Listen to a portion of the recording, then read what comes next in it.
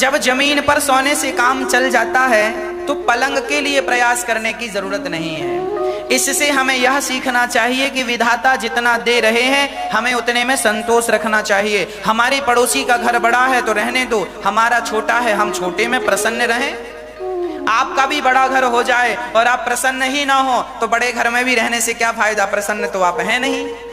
और आप छोटे घर में ही प्रसन्न हैं तो आप उस अमीर आदमी से ज्यादा अच्छे हैं, क्योंकि आप प्रसन्न रह लेते हैं। वो बड़े लोग जरूरी थोड़ी हैं कि प्रसन्न रहें। हाँ, बड़े लोगों को बड़ी टेंशन होती है।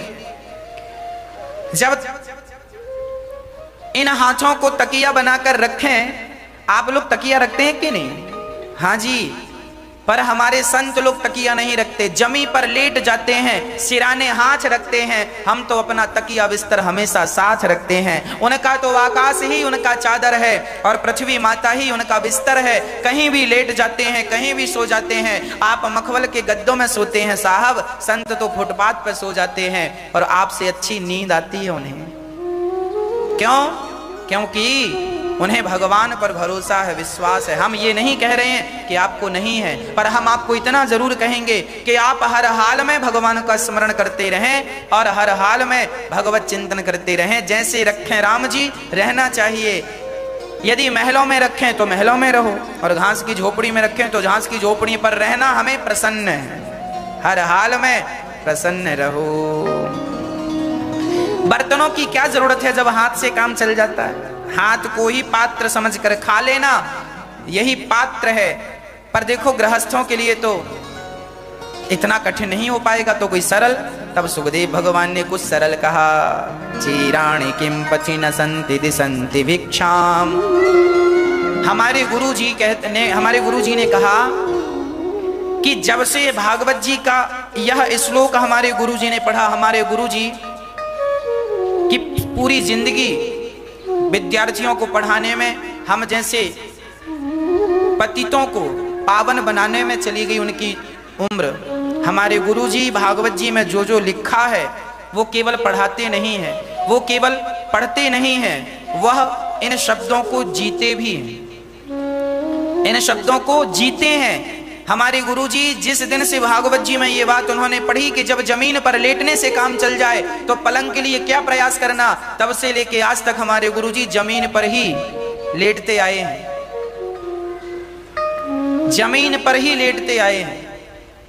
उन्हें पता है कि हम कितना भी हाय हाय कर लें, हम कितना भी कुछ कर लें, पर शांति तो तभी मिलेगी जब भागवत के वाक्यों पर हम अमल करेंगे। शास्त्रों में जो लिखा है उन पर हम अमल करेंगे, तब हमारे जीवन में शांति का अनुभव होगा, आनंद का अनुभव होगा। हमारे गुरुजी जो लिखा है शास्त्रों में उनको अपने जीवन में उतारते हैं, उन्हें चरितार्थ करते हैं। प्रिय भक्तों, हम लोगों ने केवल ये सीखा है इन बातों से कि हम लोगों को भी ज्यादा हाय हाय नहीं करना चाहिए, हर हाल में प्रसन्न रहना चाहिए। राम जी, हर हाल में प्रसन्न रहना।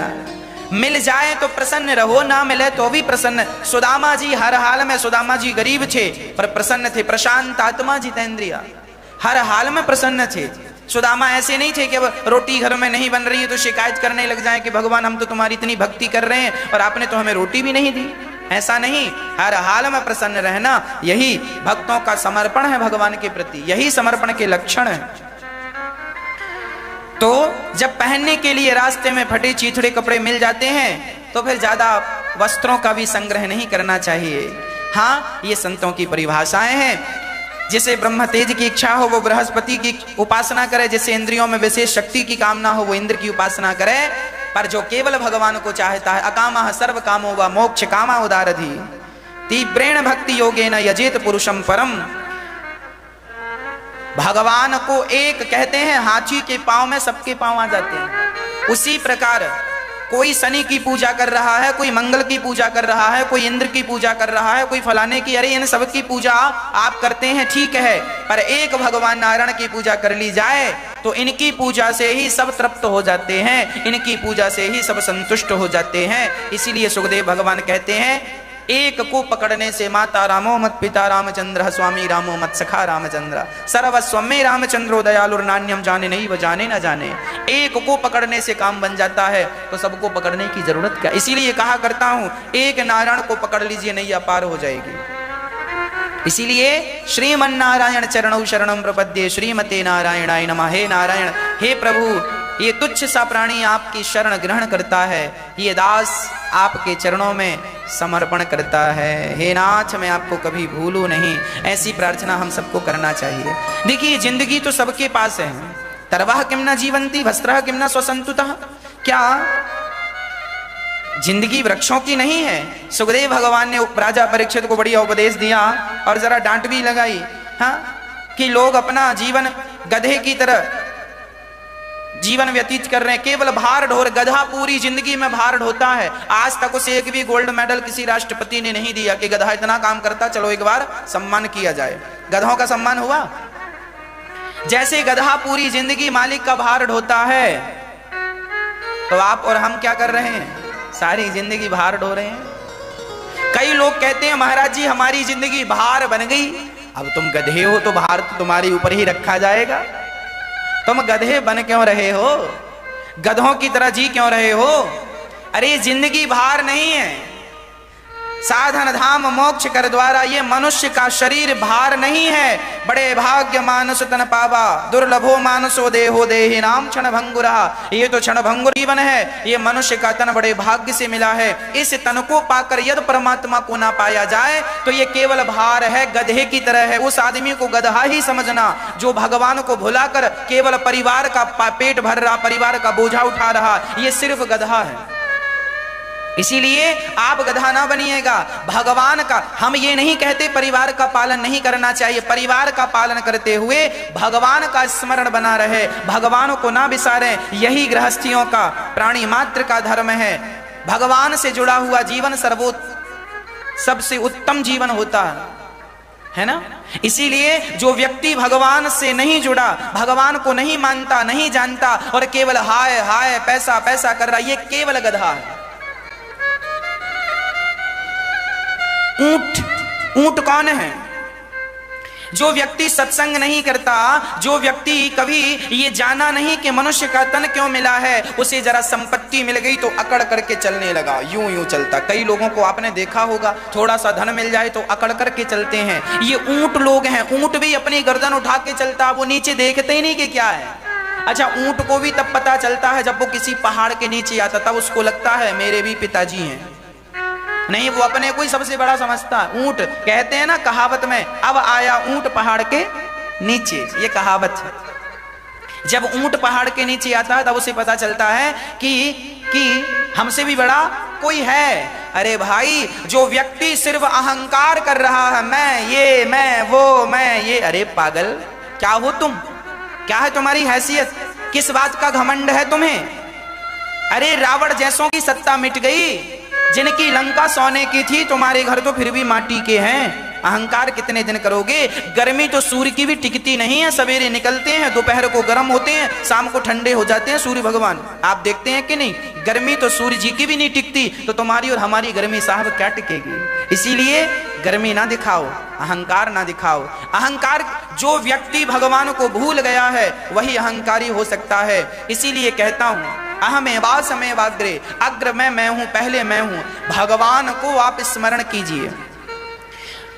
मैं नहीं, कर्ता कौन है? जो व्यक्ति अपने आप को कर्ता मानता है उसे अहंकार आता है। जब ब्रह्मा जी उत्पन्न हुए भगवान नारायण की नाभि से, तो ब्रह्मा जी ने कहा प्रभु मुझे क्या करना है? भगवान ने कहा सृष्टि करो। तपस्या के बाद ब्रह्मा जी ने कहा मैं यदि सृष्टि करूंगा तो मुझे अहंकार आ जाएगा, तो ऐसी पहले हमें बूटी दो कि हमें अहंकार ना आए। नहीं तो आज आदमी को 1 लाख 2 लाख मिल जाए तो अहंकार आ जाता है। 1 लाख 2 लाख मिल जाए तो आदमी सीधा नहीं चलता, ऐसे ऐसे चलता है, ऐसे छाती दिखा दिखा के। हाँ, और ब्रह्मा जी बोले हमें जगत पिता बना दोगे तो हम तो अहंकार में डूब जाएंगे। तब ब्रह्मा जी ने जब कहा तो भगवान नारायण ने 4 श्लोक दे दिए, भागवत जी सुना दी।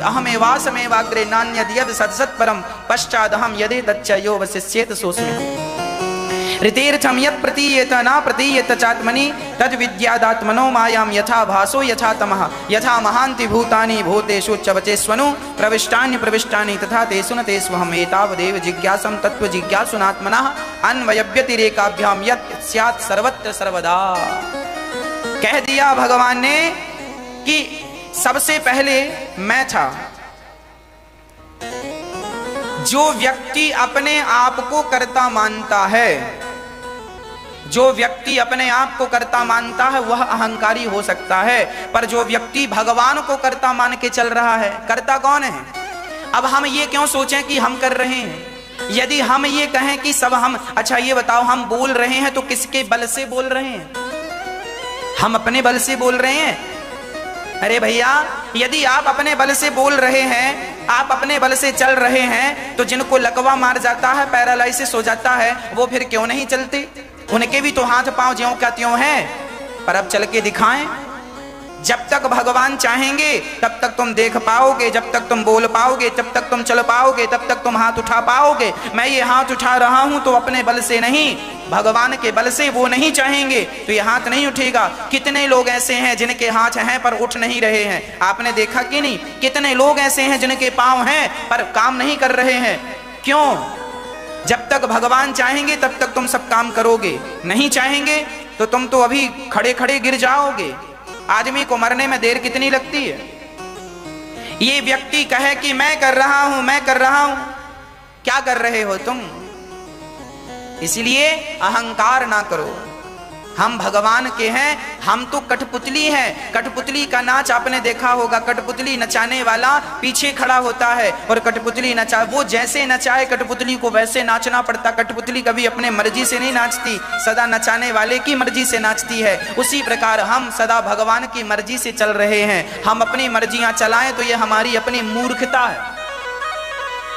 इसीलिए भगवान ही संपत्ति सब रघुपति के आही, संपत्ति सब रघुपति के आही, सब भगवान का है। वह व्यक्ति जो अहंकार कर रहा है, समझ लेना कि इससे बड़ा मूर्ख इस धरती में पैदा नहीं हुआ जो अहंकार करके चल रहा है। अहंकारी, आपका पड़ोसी अहंकारी है, आपका भाई अहंकारी है, तो समझ लेना कि इससे बड़ा मूर्ख दुनिया में कोई नहीं है, क्योंकि अहंकारी है। और इसने अभी तक सत्संग नहीं किया। सत्संग किया होता, गुरुजनों की शरण ग्रहण करी होती तो इसका अहंकार मिट जाता, पर इसने कभी गुरुजनों के चरणों में माथा नहीं लगाया, कभी सत्संग नहीं किया। इसके लिए इसका अहंकार ज्यों का त्यों बना है और अहंकार सर्वनाश कर देता है। रामचरितमानस में लिखा है, काम क्रोध मद लोभ सब नाथ नरक के पंथ। मद मतलब अहंकार। ये अहंकार ही हम सबका नाश कर देता है। इसलिए जितने जल्दी हो सके इस अहंकार नाम की वस्तु को, इस अहंकार नाम की चीज को जल्दी से अपने अंदर से डिलीट कर दो, निकाल दो और भगवान के हो जाओ। क्या है हमारे पास अहंकार करने के लिए? किस बात का? साहब हमने देखा कल तक ठीक था व्यक्ति, पता चला कि आज चला गया। अहंकार किस बात का कर रहे हो? किस चीज का अहंकार है? तुम्हारा वजन कितना है? 80 किलो वजन है, 70 किलो वजन है, 100 किलो वजन है। हाँ साहब, जब प्राण निकलेंगे तो चिता में रख दिए जाओगे और चिता में जब आग लगाई जाएगी ना तो केवल किलो 2 किलो राख रह जाएगी। और 25 रुपए का घड़ा खरीदा जाता है, उस 25 रुपए के घड़े में आपकी सारी राख डाल दी जाती है। जो आदमी कहता था मुझे जानते नहीं, मुझे पहचानते नहीं, वो 25 रुपए के घड़े में समा गया कि नहीं? इंसान की असली औकात यही है, हैसियत यही है कि हमें एक दिन 25 रुपए के घड़े में आ जाना है। इसलिए आप अपने इस विवेक को जगाइए। अहंकार किस बात का करें हम? 25 रुपए के घड़े में आ जाएंगे। हाँ साहब, आपको कंफर्म है कि नहीं? मैंने तो घड़े का रेट भी पूछ के रखा 25 रुपए। हमें लगा लॉकडाउन के बाद कोई रेट बढ़ तो नहीं गया, तो हमने फिर पूछ लिया। बोला महाराज अभी 25 का ही है। हमने कहा ठीक है, तो अभी 25 का ही घड़ा मिल रहा है। वही घड़ा है जिसमें एक दिन हम सबकी राखें, हमारी राख आ जाएगी। लोग कहेंगे अस्थियां जा रही हैं। अहंकार करता था, मैं ये मैं वो, यूं खिंच खिंच के चलता था। कहां गई तुम्हारी अकड़? घड़े के भीतर आ गए कि नहीं? इसीलिए अकड़ नहीं, अहंकार नहीं, समर्पण हो। नाथ मैं आपका हूं, हे गोविंद मैं आपका हूं। मैं कुछ नहीं जानता आपके चरणों के सिवा, मैं केवल आपका हूं, सब कुछ आपके चरणों में समा, मेरा कुछ नहीं है, इस संसार में कुछ भी मेरा नहीं है, सब भगवान का, मैं भी भगवान का हूं, केवल कृष्ण मेरे हैं, गोविंद मेरो है, गोपाल मेरो है। मीराबाई ने सच्ची बात कह दी, मेरे तो गिरधर गोपाल दूसरो ना कोई, केवल कृष्ण मेरे हैं। बस ये बात समझ लो, मैं इतनी सी बात समझा रहा हूं, ये बात समझ में आ जाए कि कृष्ण मेरे हैं, बस सारी जिंदगी आपकी सफल, भागवत सुनना सफल, पूरा जीवन सफल। और इतनी सी बात समझ में ना आई तो फिर सारा ज्ञान हासिल कर लो तो भी कोई अर्थ नहीं। कृष्ण मेरे हैं, मैं कृष्ण का हूं, बस इतना समझ में आ जाए, बस सार यही है। सुखदेव भगवान ने दिव्य उपदेश किया। अब सुखदेव भगवान को नमस्कार करना भूल गए थे, अब नमस्कार कर रहे हैं। नमः परस्मै पुरुषाय भूयसे सदुद्भवस्थान निरोध लीलया ग्रहीत शक्ति त्रितयाय देहिना मंत्र भवाय अनुपलक्ष्य वर्तमने। हे प्रभु, मैं आपकी शरण ग्रहण करता हूं, उन पुरुषोत्तम भगवान के चरण कमलों में कोटि कोटि नमस्कार प्रणाम करता हूं, जो संसार की उत्पत्ति, स्थिति और प्रलय की लीला करने में वो सत्व, रज तथा तमोगुण, इन तीन शक्तियों को स्वीकार कर ब्रह्मा, विष्णु और शिव के रूप में उत्पन्न होते हैं। वाह, देखिए सुखदेव भगवान पहले ही ये बात भागवत के प्रारंभ में स्पष्ट कर रहे हैं कि ब्रह्मा, विष्णु और महेश अर्थात शंकर जी, इन तीनों में भेद नहीं समझना चाहिए। हरिहरियोर न भेद।